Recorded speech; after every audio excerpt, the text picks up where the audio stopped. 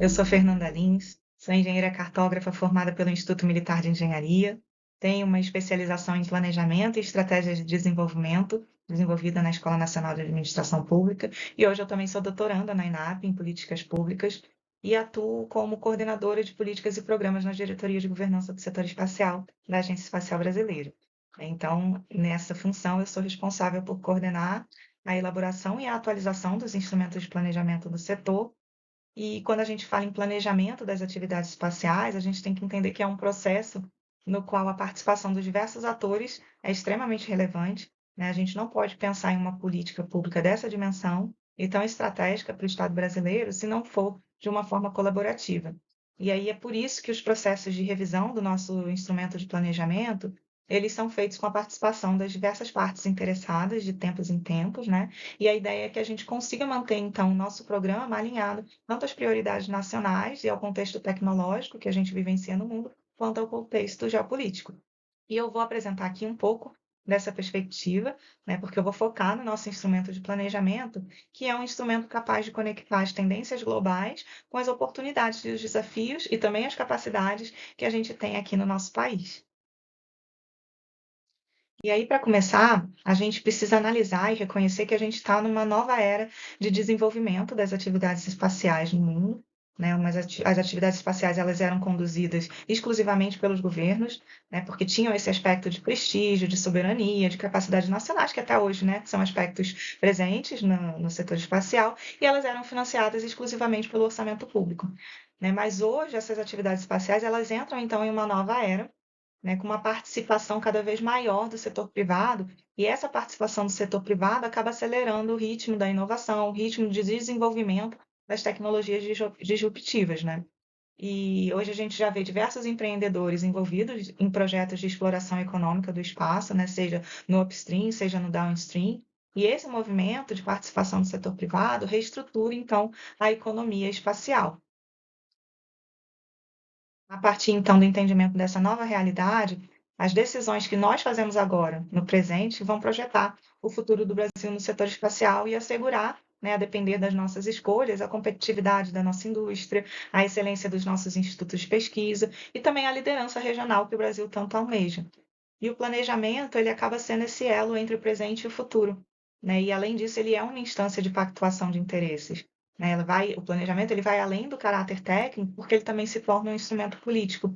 Esse instrumento, ele deve considerar as demandas do Estado, as demandas da sociedade e construir então uma estratégia que nos leve até onde a gente quer chegar, né? Pensando também nos desafios estruturantes que a gente ainda enfrenta para que a gente possa alcançar os objetivos, mas também ampliar os benefícios das atividades espaciais para a sociedade, que é o objetivo principal da nossa política, né? Utilizar as capacidades do país para utilizar as tecnologias espaciais em benefício da sociedade.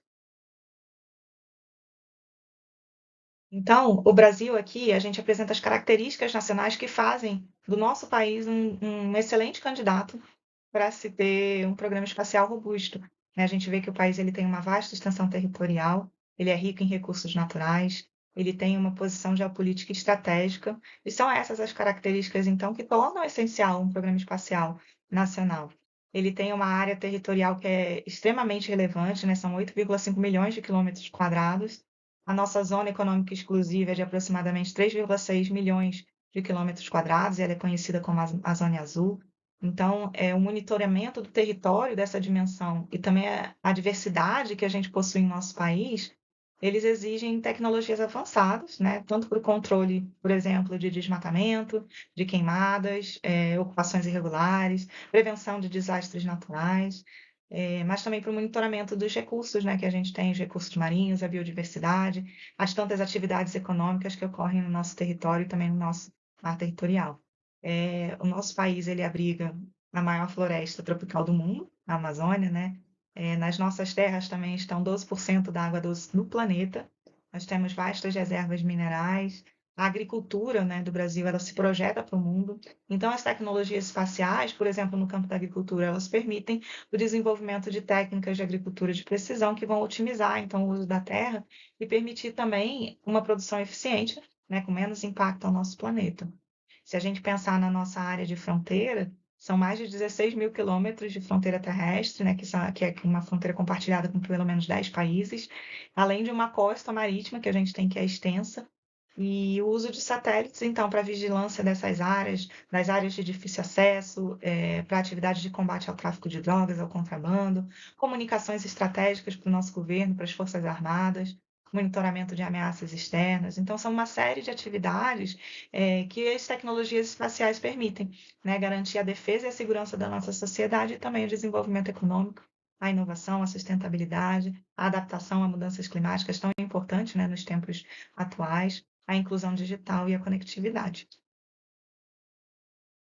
Então, a gente viu aqui os diversos motivos, né, que colocariam o Brasil como candidato para que esse programa espacial fosse, então, um dos mais robustos do mundo. E a gente vê aqui que o Brasil se posiciona junto a nações como China, Rússia e os Estados Unidos, nessas características que tornam o país como uma nação extremamente relevante para se ter, então, e desenvolver atividades espaciais. Mas a gente, então, começa a se perguntar o que nos falta para que a gente atinja, né, o nível em que essas nações hoje se encontram. E uma das principais ações que a gente precisa fazer é manter o nosso programa espacial nas prioridades do Estado brasileiro, né? A gente precisa superar esses riscos de descontinuidades e de desmonte de política pública que podem ocorrer durante as mudanças dos governos. A gente precisa dar estabilidade para o nosso programa espacial e, especialmente, que ele seja prioridade, de fato, do Estado brasileiro. Então, o nosso planejamento de longo prazo, ele tem sido construído nesse sentido, né, de elevar o nosso programa espacial à categoria de prioridade do Estado brasileiro. E ele apresenta uma visão de futuro bastante ambiciosa, que é colocar o país como líder sul-americano no mercado espacial global. Mas como que a gente consegue, então, chegar nesse status? Né? O nosso Programa Nacional de Atividades Espaciais, o PNAE, como eu falei, ele é um instrumento de planejamento para os próximos 10 anos, e ele estrutura o programa espacial em três dimensões. Ele apresenta a dimensão estratégica, a dimensão tática e a dimensão setorial. E na dimensão estratégica, ele apresenta esses 7 objetivos estratégicos de espaço, que são a nossa bússola para que a gente consiga, então, acertar o nosso rumo nesse caminho que nos levará à visão de futuro que ele mesmo traz. Né? Então, a gente pode pensar no instrumento de planejamento e nos objetivos estratégicos de espaço como sendo o pilar que sustenta, então, essa nossa estratégia de médio e de longo prazo. O Objetivo Estratégico de Espaço 1, ele fala, então, dessa elevação da presença do Programa Espacial Brasileiro no conjunto de prioridades do Estado, né? Ou seja, é importante que você mantenha a política espacial como uma política de Estado. O Objetivo 2, ele fala do atendimento às demandas da sociedade, então que o Programa Espacial ele precisa ter esse foco no desenvolvimento de soluções espaciais que atendam realmente às demandas nacionais de políticas públicas. O Objetivo 3, então, nos traz essa perspectiva da indústria espacial nacional.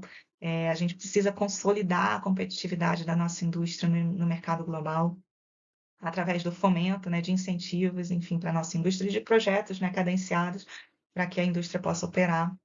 O Objetivo 4 fala da importância do empreendedorismo privado. Então, é o fomento a esse tipo de empreendedorismo inovador, especialmente na parte de aplicações espaciais, mas também na parte de exploração espacial, né, no upstream.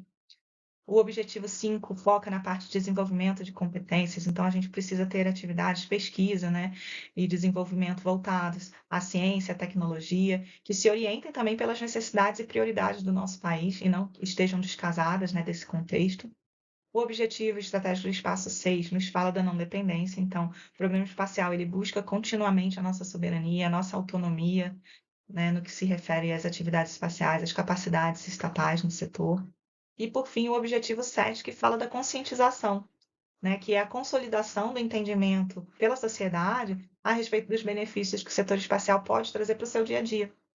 E esse conjunto de objetivos estratégicos de espaço, ele contempla o que há de mais importante para guiar, então, as decisões dos próximos anos. Mas a gente sabe que planejar não é um ato estático, né? É preciso que a gente fique sempre atento às mudanças. E o PNAE, ele se apresenta como esse instrumento de planejamento dinâmico, né? Que precisa passar por um processo regular e periódico de revisões para se ajustar, então, às mudanças de conjunturas. E aí, justamente pensando nisso, é que foi desenvolvido, no âmbito da AEB, na nossa diretoria, o Observatório do Setor Espacial Brasileiro.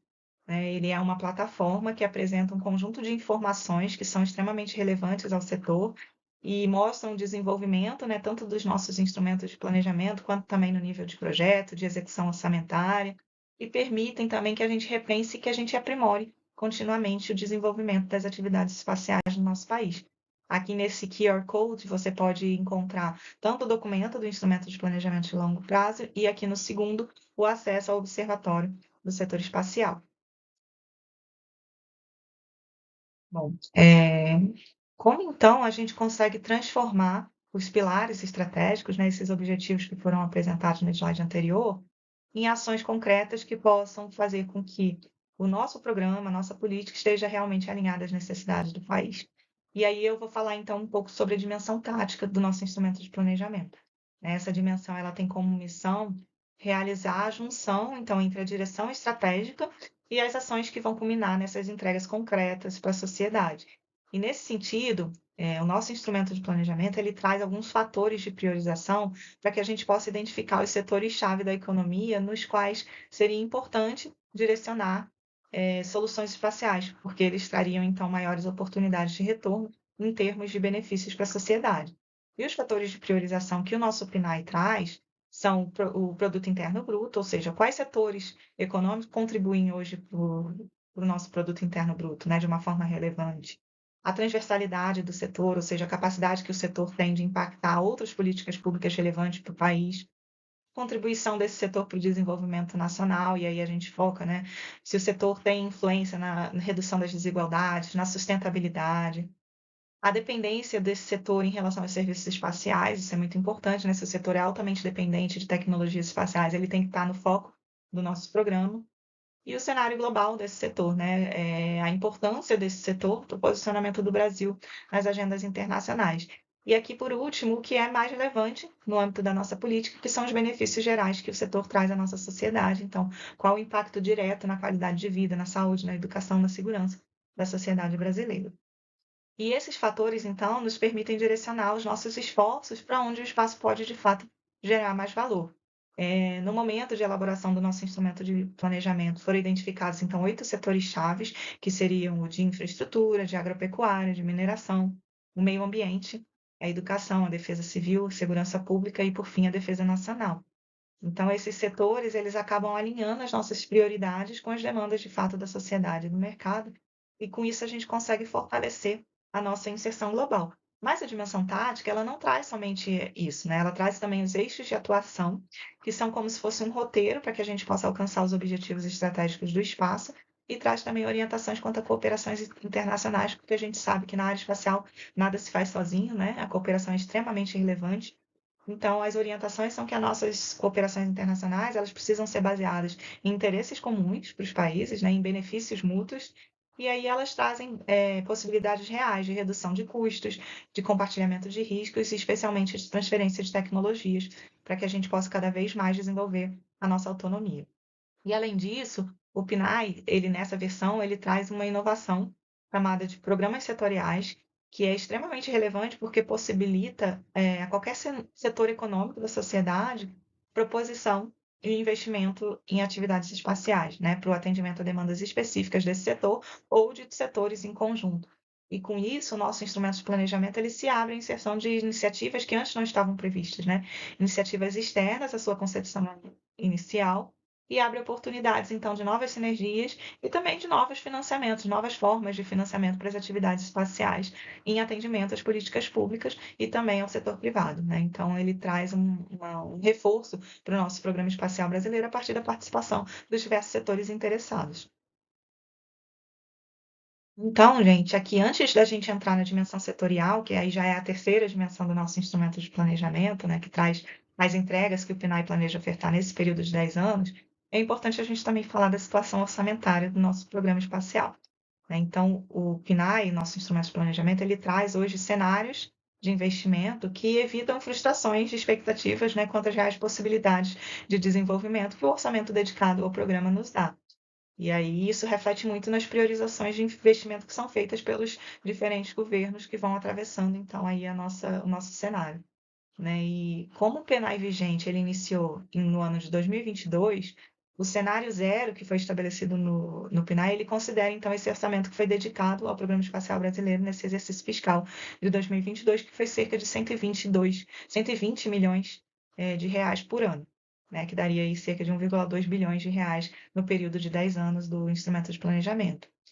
E esse orçamento de 120 milhões de reais por ano, ele não é suficiente para a ambição espacial que a gente tem, né? Ele permite entregas modestas, entregas de missões de nanosatélites, de pequenos satélites, e a manutenção da operacionalidade das nossas infraestruturas estratégicas, e também atividades de desenvolvimento de competências. Os outros cenários, eles foram construídos com base, então, nesse cenário zero, no cenário inicial, e ampliando gradualmente as capacidades de desenvolvimento e de entregas, né, do nosso plano. E o nosso cenário ideal, então, seria esse mais elevado, que é o cenário 1000, que nos colocaria, então, de fato, numa situação onde seria possível o atendimento das demandas científicas, tecnológicas e também de competitividade da nossa indústria, de aceleração do empreendedorismo espacial, de atendimento às demandas da sociedade, né? Mas a nossa realidade e a perspectiva, pelo menos para os próximos 3 ou 4 anos, a gente acabou de realizar agora o planejamento de médio prazo orçamentário do setor e com os limites já estabelecidos pelo nosso Ministério, né, o Ministério de Ciência, Tecnologia e Inovação, é que a gente continue, de fato, então, no âmbito do cenário zero, tentando fazer muito, mas com pouco, né, com poucos recursos, e aí a gente está falando tanto em recursos orçamentários quanto em questões de outros tipos de recursos, né, a manutenção da nossa infraestrutura depende dos recursos orçamentários, né, o desenvolvimento de competências e o fortalecimento do nosso capital humano também depende muito dessa priorização do Estado em relação ao nosso programa espacial, e infelizmente o nosso cenário hoje continua num cenário muito insuficiente para a ambição que a gente tem. E aqui a gente vê uma comparação do orçamento do programa espacial brasileiro com o programa espacial de outros países em relação ao produto interno bruto, e a gente consegue ver aqui uma discrepância, né, entre as potencialidades que o Brasil tem para abrigar um programa espacial e o que realmente é investido nesse programa. É o ponto da gente ver que, por exemplo, os Estados Unidos, eles investem pelo menos 134 vezes o que hoje é investido no Brasil. É um cenário que não é adequado, então, para o desenvolvimento das atividades espaciais, e a gente precisa cada vez mais estabelecer ações que fortaleçam o nosso programa no âmbito das políticas públicas, da agenda, né, governamental. Mas aqui, entrando então um pouco na dimensão setorial, a gente vê que ainda assim, com todas as dificuldades, a gente consegue entregar valor à sociedade. Né? Nossa dimensão setorial, ela nos traz as importantes cooperações internacionais dos quais o Brasil faz parte, né? Aqui a gente coloca em destaque apenas duas delas, mas existem outras, e a gente consegue verificar isso lá no Observatório do Setor Espacial Brasileiro. Então, nós temos uma cooperação com os países do BRICS, e se trata de uma constelação virtual de satélites de sensoramento remoto, né? Esses satélites eles já estão operacionais, em funcionamento, em órbita, e a ideia é o compartilhamento de dados desses satélites e também da infraestrutura de solo, para que a gente possa apoiar, então, as nossas ações no atendimento tanto a demandas nacionais, demandas regionais e demandas globais, a partir da utilização, então, dos serviços desses satélites. E o Brasil ele também participa do programa Artemis, né? O programa Artemis ele é liderado pela NASA, é uma iniciativa internacional que visa o retorno sustentável de humanos à Lua. E o objetivo, além de estabelecer então essa presença lunar permanente e preparar também, né, os países para futuras missões tripuladas a Marte, é promover a exploração científica, o desenvolvimento de novas tecnologias e também a cooperação internacional no espaço, com base, né, nos nossos tratados internacionais de uso pacífico e responsável do espaço. E uma contribuição importante do nosso país é na área de agricultura espacial, né? A gente está desenvolvendo sistemas de cultivo de alimentos em condições extremas, como as encontradas no espaço, com o objetivo de fornecer, então, insumos para a sustentação de missões espaciais de longa duração. E isso nos ajuda também a enfrentar os desafios agrícolas na Terra, né? Nos climas extremos que a gente ainda enfrenta. Então, pesquisadores brasileiros da Embrapa, né, uma parceria entre Embrapa e a AEB, e hoje é formada uma rede de agricultura espacial, mas a gente está conduzindo, então, experimentos de culturas de grão de bico e batata doce em substratos que simulam o solo lunar. E é uma atividade extremamente importante, então, como contribuição brasileira para o programa Artemis. E outra possível contribuição é o nanosatélite Selenita, né? Ele está sendo desenvolvido pelo Instituto Tecnológico de Aeronáutica, em parceria também com a NASA e com outras instituições internacionais. E o Selenita é um satélite da categoria de CubeSat que é projetado para estudar o ambiente eletromagnético próximo à Lua, na superfície lunar.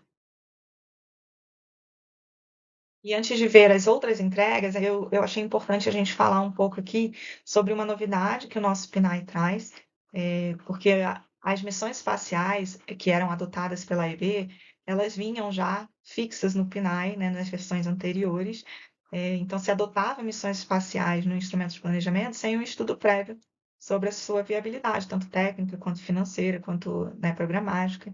E no âmbito dessa nova versão do PNAE foi criado um procedimento para que isso não mais acontecesse, que é o procedimento para seleção e adoção de missões espaciais, a gente chama de PROSAME, e através do PROSAME, a AEB acaba convidando, então, todos os atores do setor espacial brasileiro a ampliarem a discussão sobre as verdadeiras entregas, né, que se encontram, de fato, alinhadas às diretrizes estratégicas da nossa política, que são realizáveis e que entregam valor, então, à sociedade. E os projetos, eles vão avançando ao longo das carteiras, né, as carteiras do PROSAME, e ganhando, então, maturidade tecnológica antes da efetiva adoção. A gente tem, então, 4 carteiras. A primeira delas é a carteira de admissão, onde as propostas, né, de qualquer setor da sociedade são conhecidas e são registradas, e aí a gente tem uma carteira, um portfólio de projetos que são propostos ao programa espacial. Esses projetos, eles podem avançar para a carteira de qualificação, e aí é na carteira de qualificação que essas propostas elas são caracterizadas tecnicamente e é dado, então, é reconhecida a sua viabilidade técnica. E aí algumas delas elas podem avançar para a carteira de habilitação, onde é analisada, então, a viabilidade financeira, se o orçamento dedicado ao Programa Espacial Brasileiro suporta, então, o desenvolvimento dessa missão espacial e também a viabilidade programática, ou seja, essa missão está de fato alinhada às prioridades do país, às necessidades da sociedade, e se comprovado esse alinhamento aos instrumentos de planejamento do nosso setor, então essa proposta ela pode avançar para a carteira de execução, havendo também a viabilidade financeira. E aí é na carteira de execução que as missões são adotadas de fato, né, e são executadas, então, no âmbito do Programa Nacional de Atividades Espaciais. O PROSAME, esse processo, então, ele garante um fluxo contínuo de projetos que sejam compatíveis com os objetivos do nosso instrumento de planejamento e com as capacidades nacionais que existem, e também dá uma certa previsibilidade para a indústria, para que ela possa atuar, né? E esse PROSAME ele acaba garantindo também uma cadência de projetos, né? Não deixa que a nossa indústria ela tenha picos de trabalho e depois ausências e lacunas, né? De projetos para serem desenvolvidos. Então, aqui a gente já entra na consolidação do que realmente a gente está fazendo para construir o futuro do programa espacial. Né? No segmento de missões espaciais, por exemplo, a gente tem diversas entregas previstas que estão em andamento. A gente está desenvolvendo, por exemplo, um satélite em parceria com a Argentina, que é um satélite que dá continuidade à série de satélites nacionais Amazônia, e compõe o primeiro satélite da missão Aqua, de média resolução, que está na carteira de admissão do nosso instrumento de planejamento, e também o primeiro satélite brasileiro da missão Sabiamar. Né? A missão Sabiamar, ela foi idealizada com a Argentina desenvolvendo um satélite e o Brasil desenvolvendo outro satélite para que eles atuem em conjunto no âmbito do monitoramento de sistemas aquáticos, oceanos e costeiros. E o Brasil também iniciou o desenvolvimento do satélite Ciber 6, né? A gente vê aí notícias em todos os jornais sobre essa parceria com a China. E esse satélite será um satélite do tipo radar, de abertura sintética, né? Que trata-se então de um sensor ativo com uma maior capacidade de controle e monitoramento do desmatamento, até por se tratar de uma região de floresta tropical, né? Onde muitas vezes há dificuldade de alcance do que está acontecendo a partir de sensores ópticos. Então, o sensor radar ele vai atuar na banda X e ele pode ser aplicado em diversas áreas do conhecimento, como geologia, prevenção de desastres, uso da terra, queimadas, recursos hídricos, e especialmente no monitoramento das nossas florestas, dos nossos biomas. Ele é um satélite que vai fazer, assim como o Sabiamar, né, o Amazonian Bee, o Ciber 6, ele também faz uso da plataforma multimissão, que foi validada, qualificada em voo a partir do lançamento do nosso satélite Amazônia 1, lá em 2021. E essa plataforma ela vai ser utilizada para o satélite Cibers e para outros satélites nacionais. E o satélite Cibers ele também traz uma carga útil de coleta de dados ambientais, além do sensor radar. Outros projetos que estão em andamento são, por exemplo, a Constelação Catarina, que é um programa, né, voltado para o desenvolvimento, lançamento e operação de uma série de nanosatélites que tem aplicações estratégicas para o nosso país, especialmente no setor de agricultura, de defesa civil e também no monitoramento ambiental. Ele é desenvolvido tanto pelo Senai de Santa Catarina, quanto pela UFSC, que é a Universidade Federal de Santa Catarina, em parceria com a AEB. O NanoMiraxi, que é um nanosatélite brasileiro desenvolvido para pesquisas na área de astrofísica, de raio-x, né? O objetivo principal desse satélite é detectar e localizar explosões cósmicas e contribuir para a identificação de fontes de ondas gravitacionais. Então, é um satélite científico que representa também um marco para o Brasil, porque é o primeiro satélite nacional desse porte dedicado à astronomia, né? O GOLDS da Universidade Federal de Santa Catarina. Ele é também um nanosatélite brasileiro do tipo CubeSat. Ele está sendo desenvolvido lá no Space Lab, que é o laboratório de pesquisa em sistemas espaciais. E ele foi criado em parceria com o Instituto Nacional de Pesquisas Espaciais, o INPE, e a AEB, e o objetivo dele é validar uma tecnologia chamada EDC, né, para aplicação de coleta de dados ambientais. E o Itasat-2, ele é um microsatélite brasileiro, ele é desenvolvido pelo Instituto Tecnológico da Aeronáutica, em parceria com a AEB e com a FINEP, também a financiadora de estudos e projetos, e o Departamento de Ciência e Tecnologia Aeroespacial da CTA. Esse satélite ele dá continuidade a iniciativas de pequenos satélites no Brasil, né, que já foram iniciadas, já foram lançadas, aproveita experiências anteriores que foram acumuladas nas missões como Itasat 1 e Sport, e o objetivo desse satélite é estudar a ionosfera terrestre com foco na formação de bolhas de plasma. E aí, esse estudo ele permite verificar como que os sistemas, como que essas atividades, né, de clima espacial podem interferir em sistemas de comunicação e navegação, como o GNSS. E contribui também para a compreensão dos impactos que o clima espacial traz para tecnologias que são utilizadas aqui na Terra. E por fim, o SAT-VHR, que não é necessariamente uma entrega do PNAE, mas que tem, né, o apoio institucional da Agência Espacial Brasileira, ele é um satélite de observação da Terra, que está sendo desenvolvido por um consórcio de empresas que está sendo liderado pela Visiona. E esse satélite ele faz parte da subvenção econômica da FINEP, então um edital que foi lançado, e aí as indústrias nacionais apresentaram propostas e o consórcio, então, venceu, e ele vai trazer um marco importante para o nosso programa espacial brasileiro, que é um satélite de observação da Terra de alta resolução espacial, com uma capacidade de observação de objetos de 75 centímetros, e marca, de fato, então, esse avanço significativo para o setor espacial brasileiro. No âmbito de missões de acesso ao espaço, nós temos o projeto do Veículo Lançador de Microsatélites 1, né, que é um projeto brasileiro desenvolvido pelo Instituto de Aeronáutica e Espaço, em parceria também com o Centro Aeroespacial Alemão, VLR, e o objetivo é, então, por fim, consolidar a capacidade nacional em lançar satélites a órbita baixas, né? O veículo lançador ele é composto por 3 estágios, movidos a propelente sólido, então a gente tem aí a utilização do motor S-50, a utilização do motor S-44, e o VLM ele é projetado para atender essa crescente demanda que a gente vê de lançamento de pequenos satélites no mundo, né? Então ele provê a autonomia tecnológica do Brasil e também fortalece o papel da indústria espacial nacional e a nossa competitividade no mercado global. E, além disso, o VLM é projetado para lançamentos a partir do Centro Espacial de Alcântara, o que também nos fortalece como país lançador, né, de objetos, de artefatos espaciais para o espaço. A gente tem aqui também a encomenda tecnológica, que é um instrumento de compra pública de inovação, para o estímulo, né, à inovação nas empresas, e ele foi também utilizado no setor espacial para o desenvolvimento de sistemas de navegação inercial, e um desses SNI está em fase de finalização, com uma entrega prevista agora para 2025. E, além disso, a gente também tem mais um edital de subvenção econômica da FINEP, o edital do Veículo Lançador de Pequeno Porte, onde a gente está aí acompanhando o desenvolvimento, então, do microlançador brasileiro, liderado pela SENC Engenharia, né, em parceria com outras empresas brasileiras e com o objetivo de desenvolver, então, esse veículo lançador capaz de lançar também pequenos satélites em órbitas baixas de forma autônoma. E isso também representa, né, a gente ter mais de um projeto de veículos lançadores nacionais, representa também um salto para a nossa soberania, para a nossa autonomia tecnológica. E esse primeiro lançamento do MLBR ele já está planejado, então, para os próximos anos, assim como do VLM. Vamos ver se a gente consegue, então, entrar nessa categoria aí seleta de países que têm, então, autonomia de lançar seus artefatos espaciais no espaço, né? E essas atividades, elas promovem a inovação, promovem a competitividade do nosso país no mercado global. Bom, aqui a gente pode ver, então, o nosso Centro Espacial de Alcântara. Claro que é uma imagem muito limitada ali ao sítio de lançamento, né? Mas o CEA ele é uma infraestrutura estratégica para o Brasil, especialmente na nova era espacial, né? Que permite aí a exploração de atividades comerciais de lançamento a partir do território nacional e trazendo aí novos investimentos, né, para o nosso programa espacial e desenvolvimento também para a região de Alcântara, ali no estado do Maranhão. E a gente vê que depois de uma batalha, porque foi uma batalha esse processo do Acordo de Salvaguardas Tecnológicas, finalmente ele foi assinado lá em 2019 para que lançamentos comerciais pudessem ocorrer no território nacional.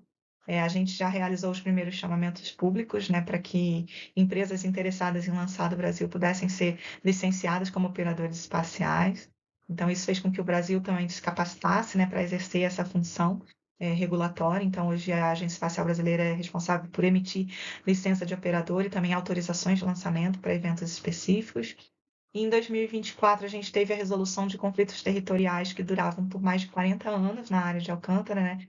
Com as comunidades quilombolas que têm posse do território daquela região. Então, através de um termo de conciliação liderado pela Advocacia Geral da União, houve então esse reconhecimento mútuo, né, tanto do Programa Espacial Brasileiro em reconhecer os direitos das comunidades quilombolas, quanto as comunidades quilombolas reconhecerem também a presença do Centro Espacial de Alcântara, né, como estratégico para a região e estratégico para o país. E, nesse mesmo sentido, foi estabelecido o Plano de Desenvolvimento Integrado do Centro Espacial de Alcântara, o PDI-CEA, que é uma iniciativa estratégica do governo brasileiro para transformar o Centro Espacial de Alcântara em um polo global, então, de lançamentos espaciais e de inovação tecnológica. Esse plano ele busca olhar para o entorno do centro, né, modernizando a infraestrutura existente, atraindo investimento nacional e internacional, fomentando parcerias público-privadas e estimulando o desenvolvimento de uma cadeia produtiva espacial então, na região e para o país, né? E entre os seus principais objetivos estão, então, capacitação de recursos humanos especializados locais, né? A utilização de mão de obra local para o programa espacial, a promoção da indústria espacial nacional para o desenvolvimento de tecnologias, para a inovação, a ampliação da competitividade do Brasil no mercado global. E com o PDI-CEA, a gente pretende, então, consolidar esse papel do país, né, no setor espacial global e também olhar um pouco para dentro, gerando emprego qualificados, promovendo o desenvolvimento sustentável da região de Alcântara e contribuindo para o avanço científico e tecnológico do nosso país. A gente também teve recentemente a publicação da Lei 14.946, que é a Lei das Atividades Espaciais, e representa também um marco histórico para o setor espacial brasileiro, né, nessa questão regulatória, porque essa lei é considerada, então, um marco legal das atividades espaciais civis no Brasil e cria também um ambiente regulatório favorável, assim, seguro, né, para o desenvolvimento das atividades espaciais. E a Agência Espacial Brasileira, através dessa lei, ela recebe a responsabilidade de regulamentar, de autorizar e de fiscalizar algumas operações espaciais civis e também de controlar e criar o Registro Brasileiro de Objetos Espaciais para monitorar, então, os artefatos espaciais que são lançados sob jurisdição nacional. E com isso, o Brasil busca promover a segurança jurídica das atividades espaciais, né? E também fortalecer, então, o nosso setor no posicionamento geopolítico e incentiva também o seu crescimento sustentável e a inovação tecnológica no âmbito das atividades espaciais nacionais. A gente vê que o Brasil tem tudo para transformar esse potencial que a gente já traz no nosso território, né, e nas nossas capacidades internas, de capital humano, de competência tecnológica, para transformar tudo isso, então, em protagonismo. E aqui a gente vê, então, a primeira operação, que é a Operação Spaceward, que é a primeira operação comercial que vai ser feita a partir do Centro Espacial de Alcântara, com a empresa InnoSpace, que é uma startup especial fundada lá em 2017, é uma startup sul-coreana, que tem também uma subsidiária integral aqui localizada na cidade de São José dos Campos, e o objetivo dessa startup é a fabricação de pequenos lançadores de satélites e também de serviços de engenharia espacial. E um desses foguetes é um foguete híbrido chamado Rambit, e a gente está trabalhando então para o lançamento a partir do Centro Espacial de Alcântara do Rambit Nano. O lançamento ele vai ocorrer agora no segundo semestre de 2025, né, a previsão que a gente tem, e vai levar também a bordo algumas cargas úteis, dentre as quais a gente pode citar aí cargas úteis brasileiras como o Goldsuvsky e Conasat, desenvolvido pelo INPE, que são satélites de coleta de dados ambientais. Né? E esse lançamento ele representa, então, um avanço significativo na parceria entre o Brasil e a InnoSpace e coloca o CEA como um centro estratégico para lançamentos comerciais de satélites e fortalece também, então, essa nossa posição no mercado global como país lançador. E a gente também tem, no âmbito do nosso instrumento de planejamento, os programas de duração continuada. Né? Então, a gente vê aqui o programa Microgravidade, que é capaz de disponibilizar ambiente de microgravidade para instituições brasileiras, para testes de experimentos científicos em ambientes, né, que simulam, então, o que seria o ambiente espacial. A gente tem uma parceria entre a Agência Espacial Brasileira e o Centro Nacional de Estudos Espaciais da França, né, que houve então a assinatura de uma carta de intenções e aí tem um compromisso conjunto de desenvolver e operar um centro de lançamento de balões estratosféricos em Palmas, na região do Tocantins. A colaboração entre as agências espaciais, né, do Brasil e da França, então, inclui a implementação da base e o desenvolvimento de instrumentos científicos para uso em balões estratosféricos, e com isso a gente capacita também as nossas equipes brasileiras no lançamento de balões estratosféricos. Então, além de promover a cooperação científica internacional, né, entre a comunidade brasileira e a comunidade europeia. A gente também tem programas de nanosatélites acadêmicos nas universidades nacionais. Esses programas são extremamente importantes, né, para que os alunos conheçam todo o ciclo de desenvolvimento de pequenos satélites. Então, os futuros profissionais do setor espacial estão sendo capacitados e treinados a partir desse programa de nanosatélites acadêmicos, além de entregar também serviços para a sociedade em satélites que se tornam operacionais. A gente tem também o programa Aquarispaço, que o programa ele é voltado à normatização e à qualidade dos produtos e serviços espaciais. Então, é um programa extremamente importante que já atravessa aí diversos programas nacionais de atividades espaciais, voltado também a promover a elevação do país na competitividade aí no mercado espacial internacional, através da qualidade e da segurança dos seus produtos e serviços. Então, dando continuidade aos programas de duração continuada, a gente tem a iniciativa da Câmara de Demandas Federais, e se trata de redes integradas de instituições públicas federais para que a gente possa refletir sobre as demandas da sociedade e do país, né, relativas ao setor espacial. Então, a ideia é identificar e desenvolver soluções espaciais para que essas demandas sejam atendidas, além de desenvolver com isso, né, o mercado interno, dando cadência aos projetos e um fluxo melhor para projetos que vão, então, impactar também a nossa indústria nacional. A gente tem a rede de estudos estratégicos, que é uma rede de especialistas do setor espacial e de áreas que são correlatas ao setor, e essa rede ela vai desenvolver estudos estratégicos para apoiar os gestores públicos no processo decisório, mas também para estimular a produção e a difusão do conhecimento especializado sobre o setor espacial aqui no Brasil, e serve também como instrumento de interação entre a Agência Espacial Brasileira e a sociedade, levando conhecimento a diferentes camadas da sociedade, e a rede ela acaba trazendo essa inteligência, então, para a governança do setor espacial. A gente tem também o programa AIB Escola e o programa AIB Escola Virtual, né? Esse programa ele apresenta diversos cursos profissionais, tanto para estudantes jovens quanto para profissionais que já atuam no setor, e também traz atividades que são voltadas ao desenvolvimento de competências, que passa pela formação continuada, mas também voltadas para a conscientização da sociedade sobre os benefícios do setor espacial no seu dia a dia, na sua rotina, né? E a gente constrói a partir desse programa a base para o futuro do capital humano do setor espacial. A gente tem também o programa MapTech, que realiza o mapeamento de tecnologias críticas e nos dá, então, uma dimensão das capacidades nacionais que a gente já tem, né, dos projetos que estão sendo desenvolvidos em diversas instituições acadêmicas, instituições de ciência e tecnologia, e também das lacunas tecnológicas que a gente ainda precisa tratar. A gente tem também atividades voltadas à manutenção da operacionalidade de infraestruturas estratégicas que a gente tem no Brasil, como o nosso laboratório de integração e testes do Instituto Nacional de Pesquisas Espaciais. A gente tem os próprios centros de lançamento, que são o Centro Espacial de Alcântara, composto pelo Centro de Lançamento de Alcântara e o Centro Barreiro do Inferno. A gente tem também a manutenção de laboratórios nas universidades, nos institutos de pesquisa, enfim, é uma série de infraestruturas que precisam ser mantidas para dar continuidade ao nosso programa espacial brasileiro. A gente tem também o programa Incuba Espaço, que é uma iniciativa estruturante do nosso instrumento de planejamento, que prevê parcerias com incubadoras tecnológicas, tanto nacionais quanto internacionais, para conectar os empreendedores nacionais às oportunidades que o desenvolvimento das atividades espaciais trazem. Reforça também essa capacidade do empreendedorismo privado, né, conectando as startups a essas oportunidades, especialmente na área de aplicações espaciais, ou seja, na utilização dos dados e dos serviços dos nossos satélites em aplicações reais que vão trazer valor para a nossa sociedade.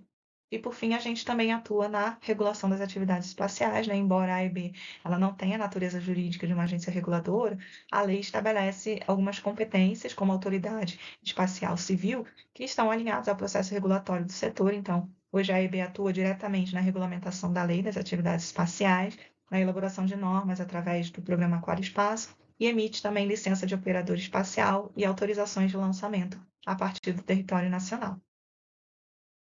Então, a gente percebe que o programa espacial brasileiro ele só vai alcançar, né, um posicionamento mais alto, se a gente tiver uma articulação muito forte, uma integração muito bem estabelecida entre governo, academia e as empresas, né, e o setor privado. A gente precisa caminhar junto. A política espacial, ela é um desafio público complexo, né? E o futuro dessa política só vai acontecer se for de forma colaborativa. Então, a gente precisa cada vez mais estabelecer arranjos institucionais que sejam adequados a essa atuação do governo, né, no cuidado da governança das atividades espaciais, estabelecendo arranjos institucionais bem articulados, um planejamento consolidado para o setor, a criação de ambiente regulatório favorável, fortalecimento da nossa cadeia produtiva nacional, e também que a gente continue atuando na realização dessas parcerias, tanto nacionais quanto internacionais, mas que sejam estratégicas, então, para o nosso programa. Que a indústria seja capaz, então, de se engajar em processos, produtos e serviços que sejam inovadores, tanto na área do upstream quanto no downstream, que atue na geração de empregos qualificados, no desenvolvimento tecnológico, alinhado às prioridades nacionais, às necessidades dos nossos projetos, e também que promova, então, esse crescimento econômico que a gente tanto almeja para o nosso país.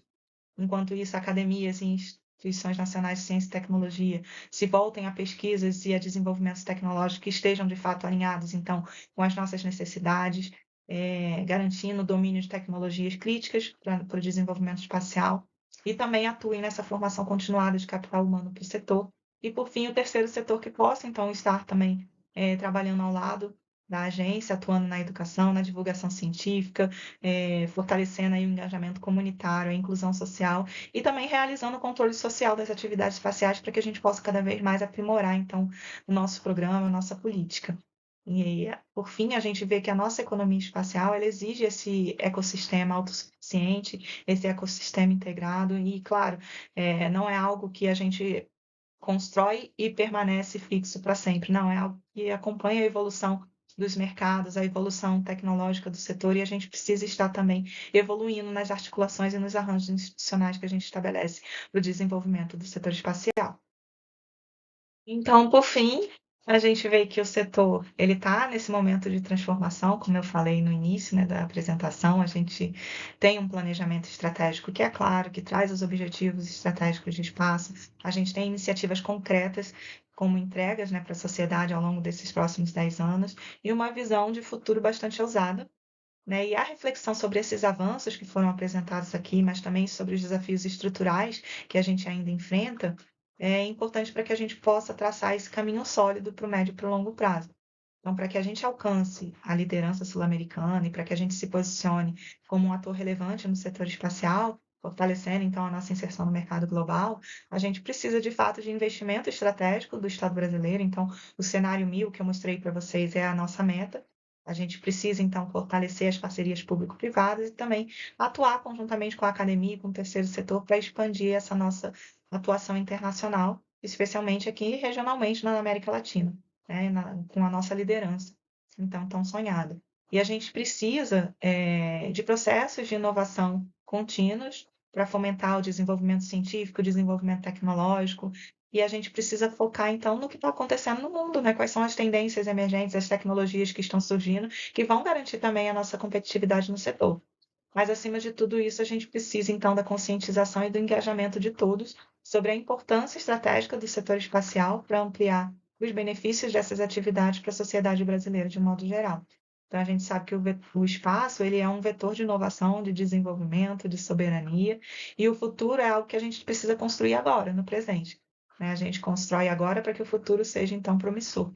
E a gente já realizou muito com pouco, como a gente pôde mostrar aqui no âmbito dessa apresentação, mas a gente sabe que juntos e fortalecidos e integrados a gente é capaz de fazer muito mais. Então, eu queria agradecer a todos vocês pela presença. Eu deixo aqui o meu contato, caso tenham dúvida, caso queiram fazer algumas considerações que nos ajudem na proposição também de revisões para o nosso instrumento de planejamento.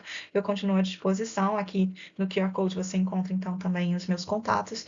E espero que vocês tenham aí novos ensinamentos nas próximas palestras e que seja um evento muito rico para todos. Um abraço, fiquem com Deus e a gente se vê em próximas edições aí do evento da Jauli.